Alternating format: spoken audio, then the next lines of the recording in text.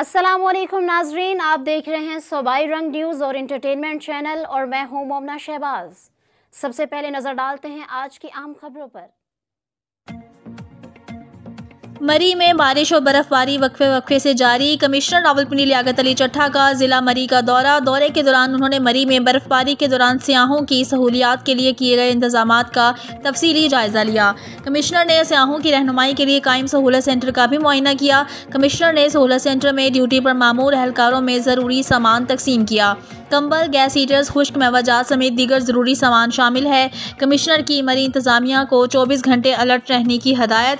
Commissioner Liaquat Ali Chatha ने हदायत जारी करते हुए कहा कि किसी भी महकमे की कोताही बर्दाश्त नहीं की जाएगी। सुस्ती दिखाने वाले महकमे के खिलाफ FIR दर्ज की जाएगी। जबकि मरी में सियाहों की सहूलियात के लिए 13 सहूलत सेंटर कायम किए गए हैं। सहूलत सेंटर में traffic police, civil defence, highway समेत तमाम मुतल्लिका इदारों के एहलकार मौजूद हैं। इनका मजीद कहना था कि वज़ीर आला पंजाब और चीफ सेक्रेटरी पंजाब मरी के हवाले से मुतहरिक हैं।